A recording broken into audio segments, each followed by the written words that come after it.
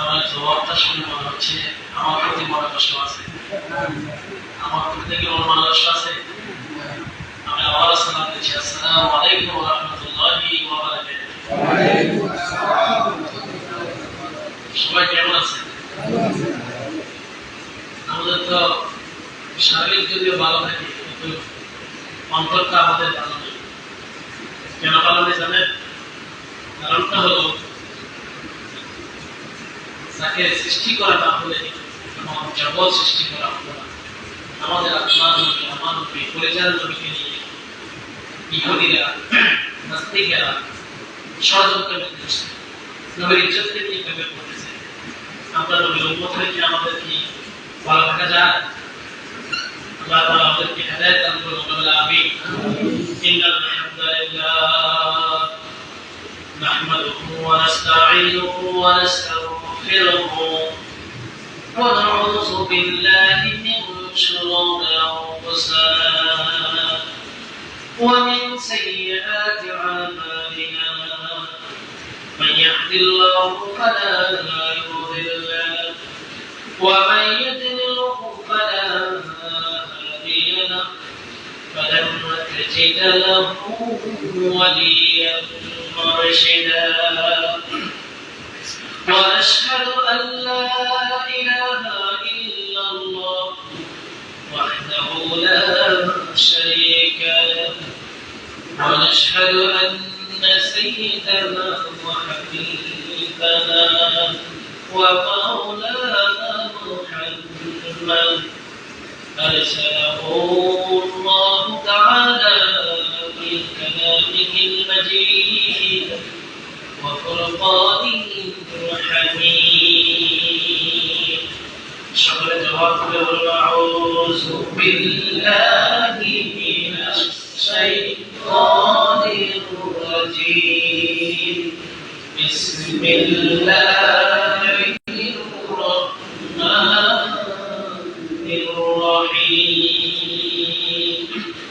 قل إن كنتم تحبون الله فاتبعوني يحببكم الله ويغفر لكم ذنوبكم والله غفور رحيم. قال رسول الله صلى الله عليه وسلم أحب سنتي فقد أحبني ومن أحبني كان معي في الجنة. وقال تعالى في شأن حبيبي مخبرا وآمرا إن الله وملائكته يصلون على النبي يا أيها الذين آمنوا صلوا عليه وسلموا تسليما. اللهم صل على سيدنا مولانا محمد وعلى آله سيدنا مولانا محمد. الصلاة يا رسول الله، سلام يا حبيب الله، عليكم بلغ العلا بكماله كشف الدجى بجماله حسنت جميع خصاله صلوا عليه وآله. لا إله إلا الله، لا إله إلا الله، لا إله إلا الله، لا إله إلا الله، لا إله إلا الله، لا إله إلا الله، لا إله إلا الله، لا إله إلا الله، لا إله إلا الله، لا إله إلا الله محمد رسول الله. আজকে এই ঐতিহ্যবাহী সোনাগাজী সরকারি কলেজ মসজিদে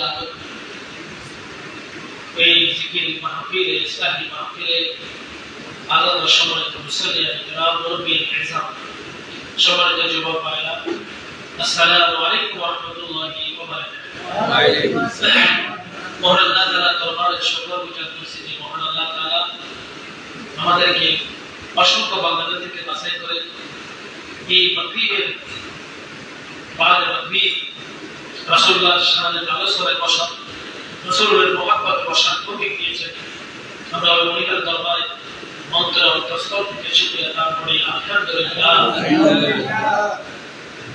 ওই নবীজি প্রতিবাদ করে উত্তর সালাত নিগৃহীত নির্যাতিত অবহেলিত মানবতার মুক্তির শরীর সাইয়্যিদুল রাসূল আকরাম সাল্লাল্লাহু আলাইহি ওয়াসাল্লাম। সম্মানিত হাজিরিন, আমি আপনাদের সম্মুখে কোরআন কারীমের ছোট একটা আয়াত তেলাওয়াত করেছি, রাসূলের মুক্তা জড়ানো একটি হাদিস তেলাওয়াত করেছি। কোরআন এবং হাদিসের আলোকে রাসূলের মহব্বত নিয়ে সংক্ষিপ্ত সময়ে কিছু কথা বলার যদি আল্লাহ তাআলা তৌফিক দেন বলার চেষ্টা করব।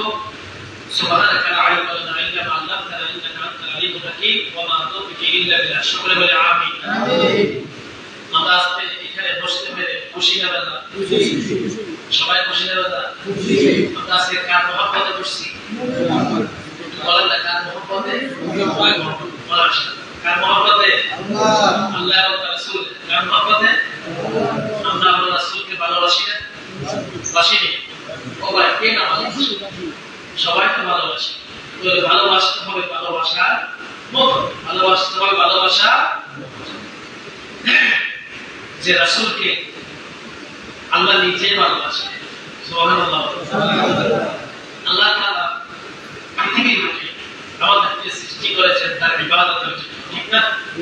কিন্তু ইবাদতগুলোর ভিতরে কবুল হওয়ার জন্য আল্লাহ তাআলা একটি শর্ত লাগিয়ে দিয়েছেন। ওই শর্তটা হলো আমার নবী, আপনার নবী মুহাম্মদুর রাসূলুল্লাহ সাল্লাল্লাহু আলাইহি ওয়াসাল্লাম।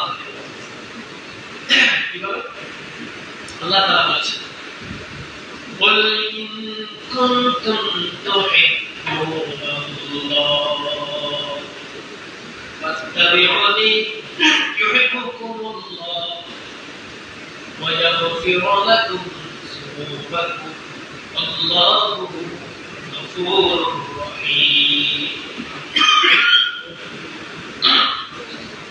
আল্লাহ তাআলা বলেছেন, ও দুনিয়ার মানুষেরা, ও আমার বান্দারা, তোমরা কি আমার ভালোবাসা পেতে চাও? কার ভালোবাসা? আল্লাহ। কার ভালোবাসা? আল্লাহ। আল্লাহ তাআলা কিভাবে বলছেন? বলে ইন কুনতুম তুহিব্বুনাল্লাহ, দুনিয়ার মানুষেরা, আমার বান্দারা, তোমরা কি আমার ভালোবাসা পেতে চাও?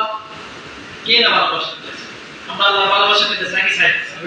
দুই হাত উঠে দেখেন তো আমরা। আল্লাহ আমাদেরকে কবুল করুন। আমিন। আল্লাহ তাআলা এবার বলছেন, ও আমার বান্দা, যদি আমার ভালোবাসা পেতে চাও, তাহলে কুনতুম তুহিব্বুনাল্লাহ ফাত্তাবিউনি ইউহিব্বুকুমুল্লাহ।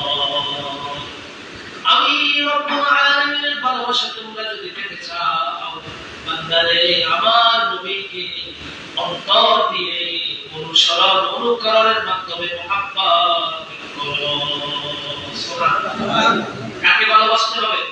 রাসূল। কাকে? খেয়াল করুন, আল্লাহ তাআলা বলেছে ইউহিব্বুকুমুল্লাহ।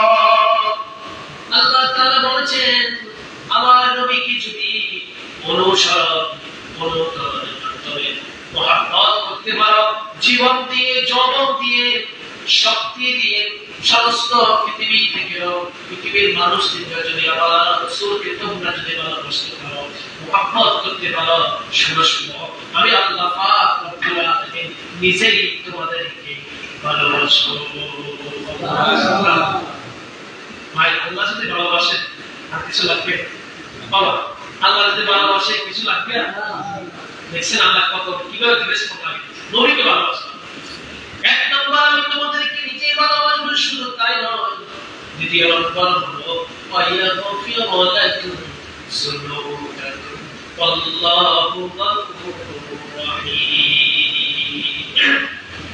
আল্লাহ তাআলা বলেছেন প্রথমে আমি নিজেই ভালোবাসবো, দ্বিতীয় নম্বর কাজ হলো তোমার জীবন জিন্দেগি সমস্ত গুনাহগুলো আমি আল্লাহ সমস্ত গুনাহগুলো কি করবে? মাফ করে দেবে। সুবহানাল্লাহ। আল্লাহ যদি আমাদের গুনাহ মাফ করে দেয় আমাদের আর কোনো চিন্তা আছে? কোনো চিন্তাই নেই। আল্লাহ তাআলা আমি ক্ষমাশীল, আমি কোনো চিন্তা নেই। এবার আসুন আল্লাহ তাআলা বলেছেন যে আমার নবীকে ভালোবাসতে হবে, আমার নবীকে অনুসরণ করতে হবে। ভালোবাসার ভিতরে দুই ধরনের ভালোবাসা আছে। কয় ধরনের?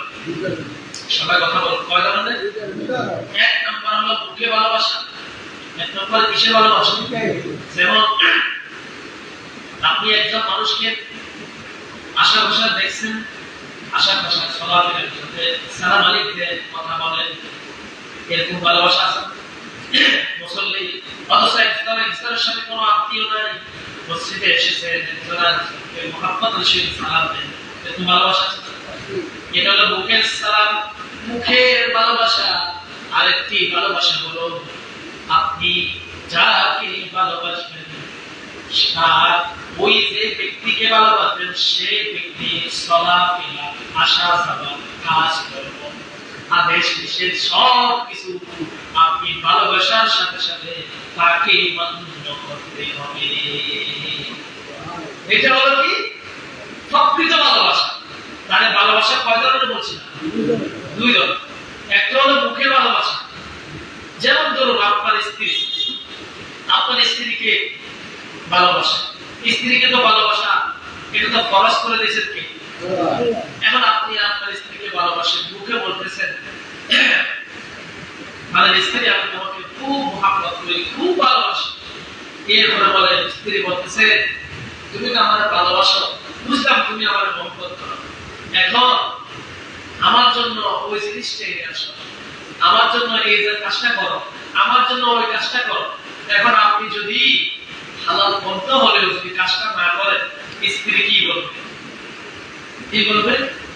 বলে না তুমি কি আমার ভালোবাসো? বলবে না বাবা? বৃদ্ধ অবস্থাতে আমার স্ত্রী মহব্বত বেশি, ঠিক না? স্ত্রী কি বলবে? তুমি আমার প্রচুর ভালোবাসো, কারণ আমার কথা মতো চলো না, তুমি কি ভালোবাসো, ঠিক না?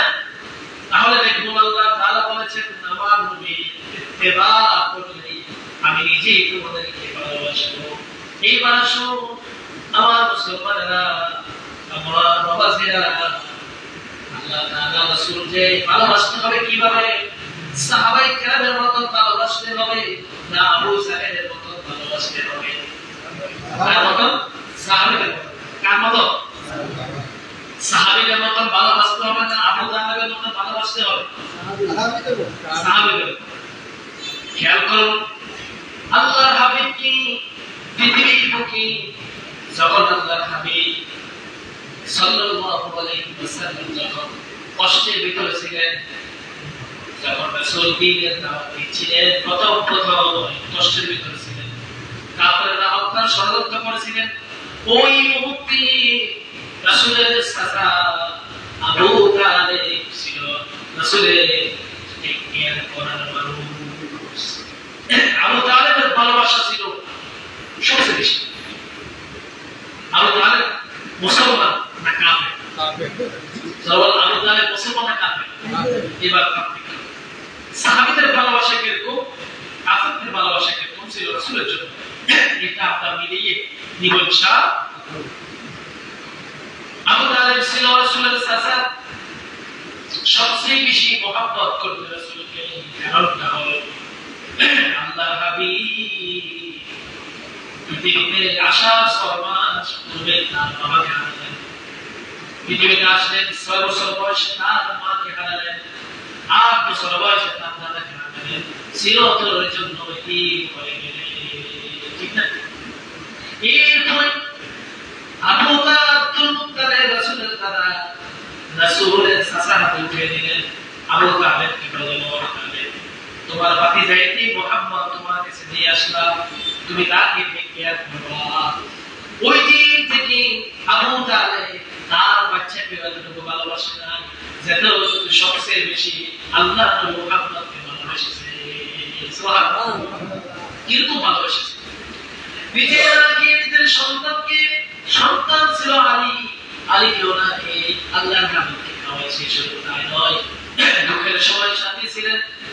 হযরত মুহাম্মদ রাসূলুল্লাহ সাল্লাল্লাহু আলাইহি ওয়াসাল্লামকে যখন কাফেররা আঘাত করার জন্য আসছিলেন, কাফেররা মারার জন্য আসছিলেন, হত্যা ষড়যন্ত্র করেছিলেন, ওই মুহূর্তে আবু তালেব ডাক দিয়ে বলেছিলেন, ও কাফেররা, আমি বেঁচে থাকতে আমার ভাতিজা মুহাম্মদের গায়ে আঘাত করতে পারবে না। কি ভালোবাসা!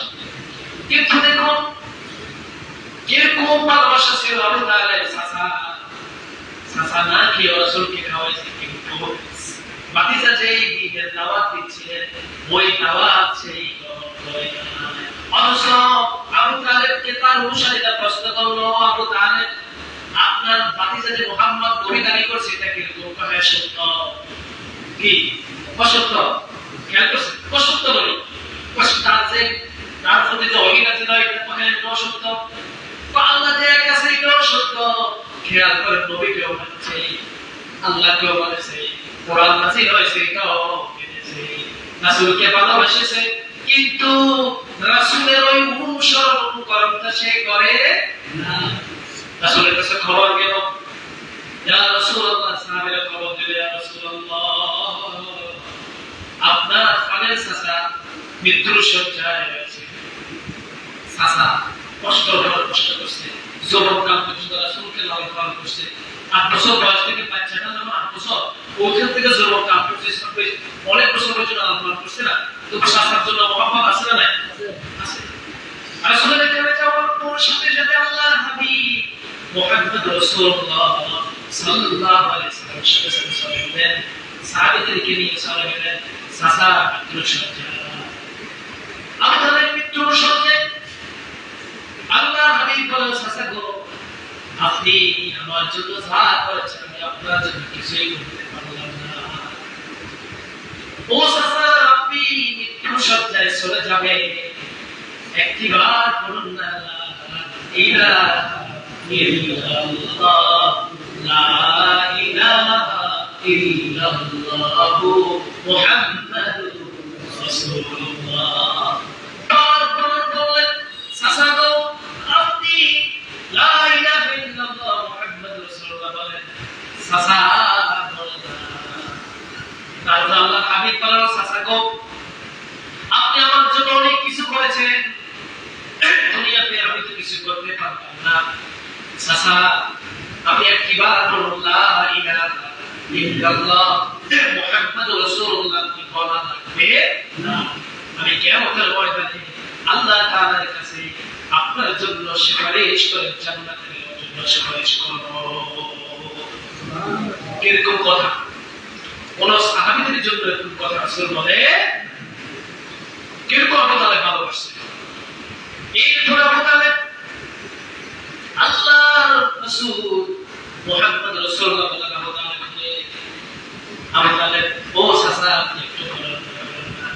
আবু তালেব মুখ দিয়ে নাড়াচাড়া করতেছেন, বলবেন বলবেন না, কিন্তু সাথে সাথে তার অনুসারীরা বললেন, ও আবু তালেব, তুমি সারা জীবন তোমার বাপ-দাদার ধর্ম করে এসেছ, মুহাম্মদকে মানো নাই, মৃত্যুর মুহূর্তে যদি তুমি মুহাম্মদকে ধর্ম গ্রহণ করে মারা যাও, তাহলে তুমি মক্কার ভিতরে নেতা হিসেবে নিকৃষ্ট হয়ে যাবে।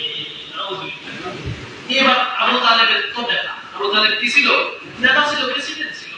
এই আবু তালেবের অনুসারীরা বলছে, নেতা, আপনি যদি শেষ মুহূর্তে এই কাজটা করেন, আপনার বাবা-দাদার ধর্ম স্থির করে রাখবেন, দেখবেন বাংলাদেশের ইতিহাস দেখবেন, বাংলাদেশের ইতিহাস বলেন, সারা পৃথিবী দেখবেন, নেতা যদি কোনো ভালো কাজ করতে যায়, তার অনুসারীরা কি করে? ইন্ধন দেয়। কি দেয়? ইন্ধন দেয়। নেতা আমরা এটা কি করেন?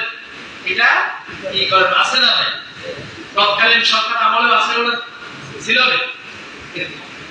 আবু তালেবের কোনো লা ইলাহা ইল্লাল্লাহ বলেন, আল্লাহর হাবিব তার থুথু মুবারক রাসূলের চাচা আবু তালেবের শরীরে করতেছেন, আর বলতেছেন, আর কান্না করতেছেন, কান্নার পর কান্না করতেছেন, রাসূলের করতেছেন, সাহাবীরাও কাঁদতেছেন। একদিকে দাঁড়ানো ছিল, এক প্রান্তে দাঁড়ানো ছিল হযরতে বেলাল। সমস্ত সাহাবীরা কাঁদলেন, কিন্তু বেলাল হাসে। বেলাল কি হাসে? হযরত আবু বকর বলেন বেলাল, আল্লাহর হাবিব যেখানে কান্না করে, ওমর যেখানে কান্না করে, ওসমান যেখানে কান্না করে, সাহাবীরা যেখানে কান্না করে, বেলাল তুমি কেন কান্না করো না? হাসো। কারণটা কি? হযরত বেলাল এক পাশে দাঁড়িয়ে দাঁড়িয়ে আলহামদুলিল্লাহ আলহামদুলিল্লাহ আলহামদুলিল্লাহ ইয়া রাব্বি লাকাল হামদু কামা ইয়ানবাগি লিজালালি ওয়াজহিকা ওয়া আযীমি সুলতানি, এভাবে বলতেছে। আবু বকর ধমক দিয়ে বলল, ওমর ধমক দিয়ে বলল, বেলাল তুমি কি দেখতেছো আল্লাহর হাবিব যেখানে কান্না করে, তুমি কেন কান্না করো না? তুমি হাসতেছো, কারণটা কি? রাসূলের দুঃখে কি তুমি দুঃখী হবা না? কারণটা কি?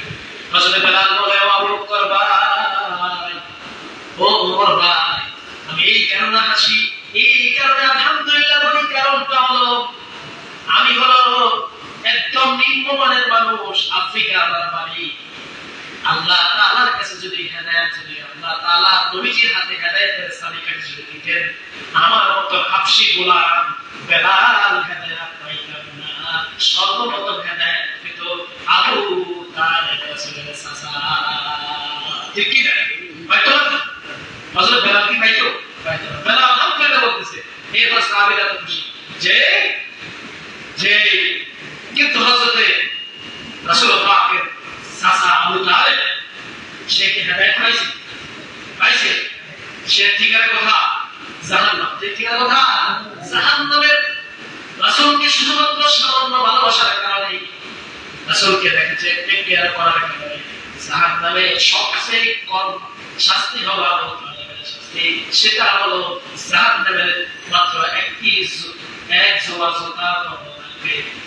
হাদিসের ভিতরে এসেছে ওই জুতা জাহান্নামে যখন পরানো হবে, তার মাথা যে মগজগুলো টকবক টকবক করে উঠতে থাকবে।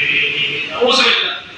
কারণটা হলো জাহান্নামের আগুনগুলো, আমার ভাইরা খেয়াল করবে, দুনিয়ার আগুন যদি আপনার শরীরে লাগে, চামড়া ব্যাধ করবে, প্রথমে চামড়া করবে, আগুন লাগলে প্রথমে চামড়া ঘুরবে, এরপরে মাংসতে লাগবে, মাংসটা পড়ে যাবে, এরপরে দিতে লাগবে। ঠিক না? কিন্তু জাহান্নামের আগুন দুনিয়ার আগুনের মতো নয়। জাহান্নামের আগুন সর্বপ্রথম পড়ে যায় লাগবে। আল্লাযী তাত্তালিউ আলাল আফরিদা, দুনিয়ার মানুষেরা জাহান্নামের আগুন প্রথমে পড়ে যায় লাগবে। পড়ে যায় ব্যাগ করে মাটি লাগবে, মাটি ব্যাগ করে মাংস লাগবে, মাংস ব্যাগ করে চামড়াতে লাগবে। নাউযুবিল্লাহ। বলুন আল্লাহু আকবার।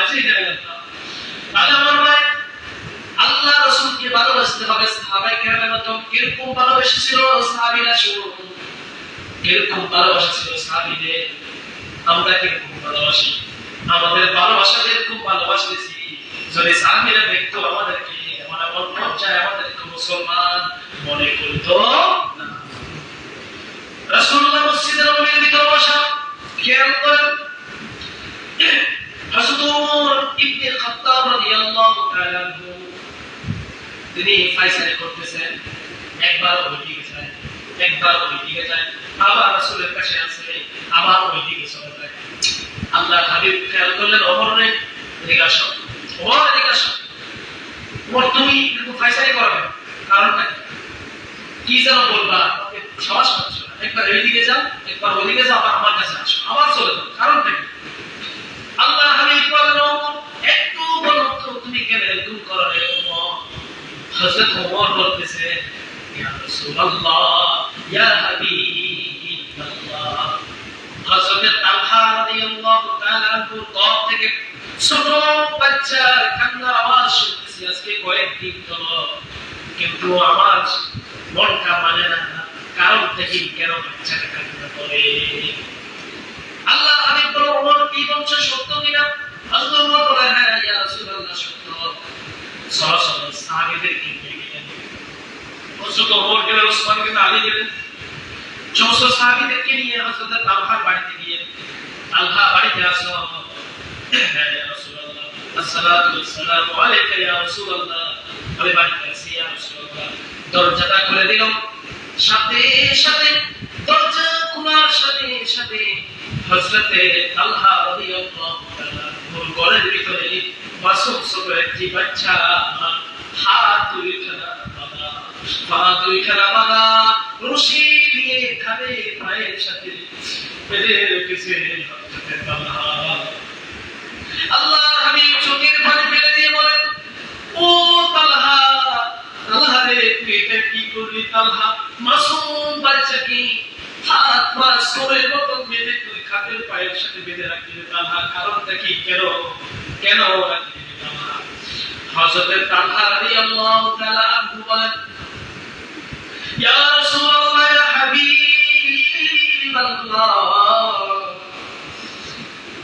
আজকে 3টা দিন 4টা দিন আমার ঘরে আগুন জ্বলে না, খাওয়া নাই। ও ভাই, আমরা তো পেট করে খাই, তাই না? সবাই কোনোদিন ভাব বন্যা হয়েছিল কিন্তু তারপর খানা মিস আসিল। কিন্তু রাসূলের সাহাবীদের ঈমান কিরকম, রাসূলের প্রতি মুহাব্বতটা কিরকম? হযরত তালহা বলেন, ইয়া রাসূলুল্লাহ, আমার ঘরে আজকে 3টা দিন খানা নাই, ঠিক আছে। আমরা তো কোনো রকম কষ্ট করে বাঁচে থাকতে পারি, কিন্তু আমার বাচ্চা কি থাকতে পারে? আমার বাড়ির সামনে ইহুদি একটি গাছ, খেজুর গাছ হয়েছে। ওই ইহুদি খেজুর গাছে যে খেজুরগুলো নষ্ট, খেজুর জোরে জোরে বেঁচে পড়েছিল, আমার মাসুম বাচ্চাটা গিয়ে ওই নিচের খেজুরগুলা টুকিয়ে কুচিয়ে খেয়েছিল। আমার বাচ্চা ওই খেজুরগুলো খাওয়ার কারণে, ও ইয়া রাসূলুল্লাহ, ইহুদি আমার বাচ্চাকে গালি দিয়েছে, আমাকে গালি দিয়েছে, আমার স্ত্রীকে নিয়ে গালি দিয়েছে। ইয়া রাসূলুল্লাহ, ইয়া হাবিবাল্লাহ, আমার মনে কোনো দুঃখ ছিল না, কারণ বাচ্চা না ভুল করে খেয়ে ফেলছে। ওই ইহুদি আমাকে গালি দিয়েছে, আমার মনে কষ্ট নাই। আমার সন্তানকে গালি দিয়েছে, আমার মনে দুঃখ নাই। আমার স্ত্রীকে গালি দিয়েছে, আমার মনে কোনো কষ্ট নাই। কিন্তু ইয়া রাসূলুল্লাহ, ইয়া হাবিবাল্লাহ, ওই ইহুদির বাচ্চা আমার নবী আপনাকে নিয়ে গালি দিয়েছে। নাউযুবিল্লাহ, বলুন না নাউযুবিল্লাহ। ইয়া রাসূলুল্লাহ, আমার এই সন্তানের কারণে আমার নবীকে গালি শোনাতে আমি চাই না। ইয়া রাসূলুল্লাহ, আমার সন্তান মেরে ফেলতে পারো, আমার সন্তান মেরে ফেলতে পারো, আমার জীবন দিতে পারবো, কিন্তু কোন ইহুদির মুখ থেকে আমার নবীকে গালি শোনাতে পারবো না। কিরকম মুহাব্বত! আরে ভাই, কিরকম মুহাব্বত! সাহাবীদের এমনিশন রাদিয়াল্লাহু আনহু পায়। কিন্তু দেখো আমরা কিরকম মুহাব্বত করি। সারা পৃথিবীর বুকে নাস্তিকের বাচ্চারা, মুরতাদরা, ইহুদি নাসারা আমার নবীকে নিয়ে গালি দেয় কিনা? আমার নবীর ইজ্জতকে নিয়ে কটূক্তি করে, আমার নবীর সম্মানকে নিয়ে অসাধারণ আচরণ করে, আমার নবীর স্ত্রীদের নিয়ে কটাক্ষ করে, নবীর ইজ্জত সম্মানকে নিয়ে তারা অবমাননা করে। কিন্তু আমরা মুসলমান হয়ে ঠিক মতো প্রতিবাদ করতে জানি না। সম্মানিত মুসলমান, যদি নবীর মুহাব্বত অন্তরে থেকে থাকে, নবীর মুহাব্বত যদি অন্তরে থেকে থাকে, আপনি রাসূলের ইজ্জতের জন্য, রাসূলের সম্মানের জন্য, রাসূলের সম্মান ইজ্জতের জন্য আপনি এই সমস্ত নাস্তিকদের বিরুদ্ধে আপনি কথা বলতে হবে। আছে মুসলমান? সম্মানিত হাজিরিন, রাসূলের মুহাব্বত টিকানোর জন্য কারণটা হলো হযরত তালহা বলেছেন, আমার জীবন দিয়ে দিব, আমার সন্তানকে প্রয়োজনে হত্যা করে ফেলব, কিন্তু আমার নবীকে গালি শোনাতে পারবো না। আল্লাহর হাবিব বলেছেন, হযরত আনাস রাদিয়াল্লাহু তাআলা আনহু বলেছেন, লা রাসূলুল্লাহ বলেছেন, লা ইউমিনু আহাদুকুম হাত্তা ইয়াকুনা হাব্বা ইলাইহি মিন ওয়ালাদিহি ওয়া ওয়ালাদিহি ওয়ান নাসি আজমাইন। আল্লাহর হাবিব বলেন, তোমরা প্রকৃতি ইমানদার হতে পারবে না যতক্ষণ না তোমাদের ধন সম্পদ, পিতা মাতা, সন্তান সন্ততি, সমস্ত মানুষ থেকে আল্লাহর হাবিবকে যদি তোমরা ভালোবাসতে পারো, ততক্ষণ পর্যন্ত ইমানদার হতে পারবে না। হযরত তালহা এই কারণে বলেছে, ইয়া রাসূলুল্লাহ, প্রয়োজনে আমার জীবন দিয়ে দিব, আমার সন্তানকে হত্যা করতে পারবো, কিন্তু ইয়া রাসূলুল্লাহ, আপনাকে আমি গালি শোনাতে পারবো না। কিন্তু হতভাগা মুসলমান ভাই, বাইরের রাষ্ট্রে, ইন্ডিয়ার ভিতরে, মুম্বাইয়ের ভিতরে আমরা রাসূলকে গালি দেই, আমরা বাংলাদেশি হয়ে, মুসলমান হয়ে, রাসূলের উম্মত হয়ে একটা কথা ঠিক মতো বলি না। আছে না? আমরা ঈমান ঈমান যদি থেকে থাকে, আপনার যদি মুসলমান হয়ে থাকেন, ঈমানের দাবি, ইজ্জতের দাবি, রাসূলের সম্মান রক্ষার জন্য, রাসূলের ইজ্জত রক্ষার জন্য, রাসূলকে মহব্বত করার জন্য, কিয়ামতের ময়দানে রাসূলের শাফাআত পাওয়ার জন্য আপনি ময়দানে রাসূলের জন্য জীবন দিতে প্রস্তুত আছেন মুসলমান? জীবনের প্রস্তুত আছেন মুসলমান? আল্লাহ তাআলা রাসূলের জন্য জীবন দেওয়ার তৌফিক দিন। আমরা আমিন। আমিন। রাসূলের জন্য জীবন দিতে হবে, কারণ আপনার সমস্ত জিন্দেগি থেকে, আপনার জীবন যৌবন থেকে, আপনার সমস্ত কিছু থেকে কাকে ভালোবাসতে হবে? রাসূলকে। কাকে? রাসূলুল্লাহ সাল্লাল্লাহু আলাইহি ওয়াসাল্লাম। হযরত তালহা বলতেছেন, এইদিকে রাসূল কান্না করতেছেন, হযরত ওসমান সাথে সাথে ওই মজলিস থেকে হযরত তালহার ঘর থেকে এক দৌড়ে ইহুদির বাড়িতে চলে গেলেন। ইহুদির বাড়িতে চলে যাওয়ার পর ইহুদি বাড়িতে আসো হয় আসি, ওই ইহুদিরে তুমি এই তালহার বাড়ির সামনে যে খেজুর গাছটা আছে এটা কি বিক্রি করবা? ইহুদি কিন্তু বুঝে ফেলেছে ওসমান কেন এসেছে, বুঝছে না? কারণ সুরত কি শুরু করছে সে জানে না, যে অপরাধ করেছে সেই তো জানে, জানে না? যে সারা বছর দুর্নীতি করেছে, মানুষ হত্যা করেছে, অন্যায়ভাবে জুলুম নির্যাতন করেছে, পোলাবাই কারণকে ফাঁসির কাস্টে ঝুলিয়েছে, অন্যান্য হত্যা মামলা হামলা করেছে, সে তো নিজেই জানে, সে তো এই কারণে পালিয়ে গেছে, ঠিক না? কথা বুঝেন নাই? তো সোরের মনে পুলিশ, ঠিক না? সোরের মনে কি পুলিশ, ওই ইহুদির মনে পুলিশ। হ্যাঁ, বুঝে গেছে যে তাদের নবীকে আমি গালি দিয়েছি, নাউজুবিল্লাহ, নবীকে আমি গালি দিয়েছি, এই কারণে খেজুর গাছটা কেনার জন্য ওসমান এসেছে। ইহুদির ওসমান ডাকলো, ইহুদি ওই খেজুর গাছটাকে বিক্রি করবা? ইহুদি বলে না, আমি বিক্রি করব না।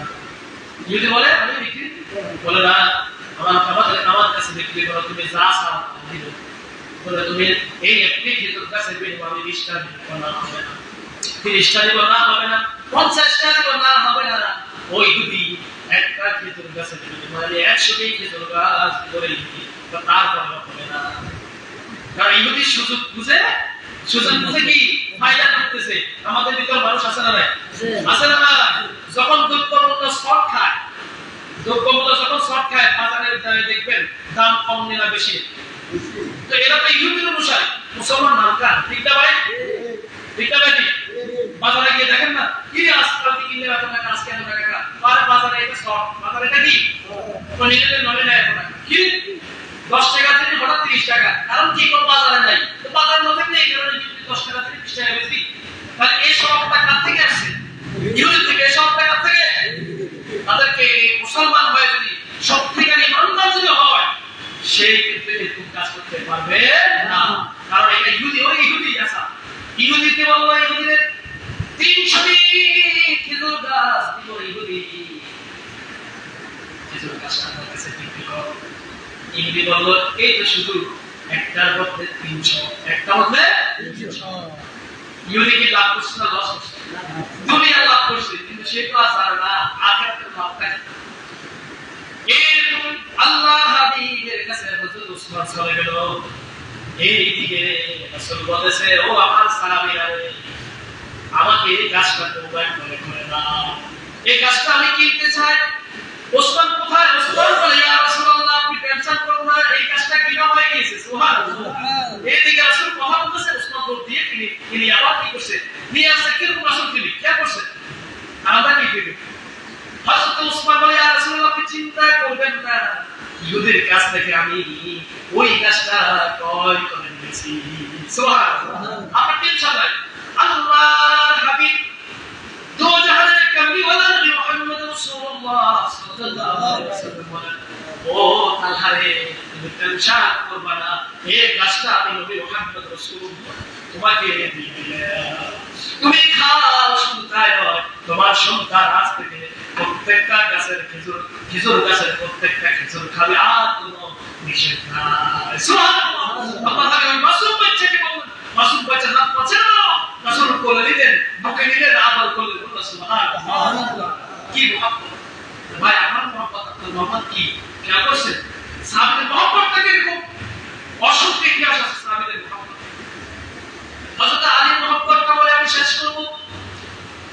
আপনাদের কি মুহাব্বত, রাসূলের মুহাব্বত আপনাদেরও আছে, আমারও আছে, কিন্তু মুহাব্বত গুলো সচেতন করার জন্য, মুহাব্বত বৃদ্ধি করার জন্য আমি আজকের এই আয়োজনটা করতেছি এবং সারা বাংলাদেশের বিভিন্ন জায়গায় এই আয়োজনটা করে থাকি।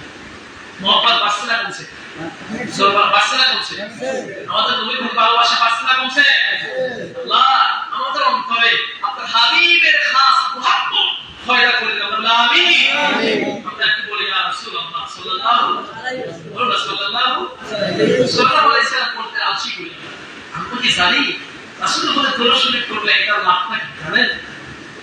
আল্লাহ হাবিব হাদিসের ভিতরে এসেছে, আল্লাহ তাআলা বলেছেন আমার রাসূলের প্রতি কোন বান্দা যদি একবার দরুদ শরীফ করে 10টা গুনাহ দিয়ে হয়ে যায়। কয়টা? আমরা নামাজ পড়ছি, গুনাহ কি ডিলিট হয়েছে? ইবাদত করছি, তাসবিহ তাহলে করছি, এইদিকে এই ফেরেশতা লিখতেছে সওয়াবগুলো, এদিকে গুনাহগুলো, কিন্তু ডিলিট হয় না।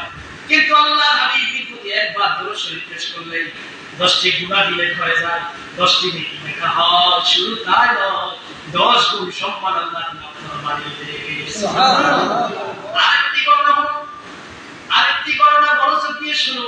আল্লাহ তাআলা রব্বুল আলামিন নবীকে এত ভালোবাসেন, এত মহব্বত করেন। আল্লাহ তাআলা ডাইরেক্ট আয়াত নাযিল করে দিয়েছেন কি হয়? আল্লাহ তাআলা ইন্নাল্লাহা ওয়া মালাইকাতাহু ইউসাল্লুনা আলান নবী ইয়া আইয়ুহাল্লাযীনা আমানু সাল্লু আলাইহি ওয়া সাল্লিমু তাসলিমা। বলছি এই আয়াতের অর্থ দেখবেন প্রত্যেকটা খতিব সাহেবরা মিম্বারে বসে খুতবার ভিতরে পড়ে না? বাবা পড়ে না? আপনাদের এখানে খতিব সাহেব পড়ে না? আমরা কি জানি এটা মানতে? আল্লাহ তাআলা বলেন ইন্নাল্লাহা ওয়া মালাইকাতাহু ইউসাল্লুনা আলান নবী। আল্লাহ তাআলা বলেন নিশ্চয়ই আল্লাহ ওয়া মালাইকাতুহু আমার ফেরেশতা সাল্লু আলাইহি ওয়া সাল্লিমু তাসলিমা। আল্লাহ তাআলা বলেন আমি নিজেই আমার ফেরেশতা সহ আমার নবীর প্রতি দরুদ সালাম পেশ করি। সুবহানাল্লাহ। এরপর আল্লাহ তাআলা ইয়া আইয়ুহাল্লাযীনা আমানু সাল্লু আলাইহি ওয়া সাল্লিমু তাসলিমা। আল্লাহ তাআলা বলেছেন এবার ইবাদতটা কি বলছে? আমি পড়ি, আমার ফেরেশতারা পড়ে। ওই ইমানদাররা ও যারা বুঝেন আপনারা, ওই ইমানদার কারা? আমাদেরকে বলছে, কাদেরকে? আমাদেরকে আল্লাহ তাআলা ইনজেক্ট করে বলছে এই ইমানদাররা তোমরা পড়ো সাল্লু আলাইহি ওয়া সাল্লিমু তাসলিমা।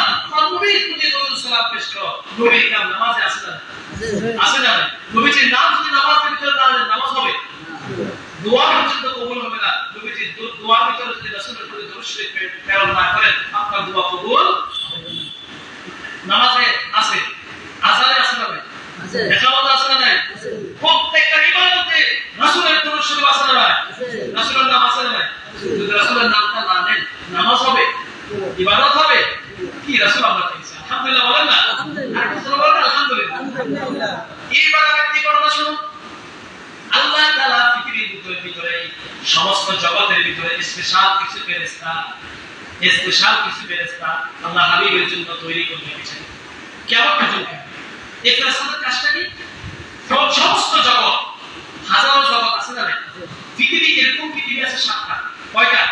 7টা পৃথিবী আছে। বৈজ্ঞানিকরা বলতেছে অন্যান্য পৃথিবীর যে মানুষগুলো এদের নাম দিয়েছে এলিয়েন। এদের নাম কি দিয়েছে?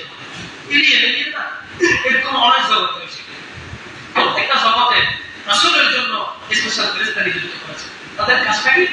তাদের কাজটা হলো পৃথিবীর বুকে সমস্ত জগতের কোন কোন অঞ্চলে আমার প্রিয় হাবিবের প্রতি দরুদ শরীফ কোন বান্দা করতেছে, ওই দরুদ শরীফটা কে করতেছে তার নাম দৃষ্টি করে আমার হাবিবের দরবারে এই তার নামটা তেলাওয়াত করা। সুবহানাল্লাহ। যেমন ধরুন আমাদের এখানে ফেরেশতা আছে না নাই? আছে। যেমন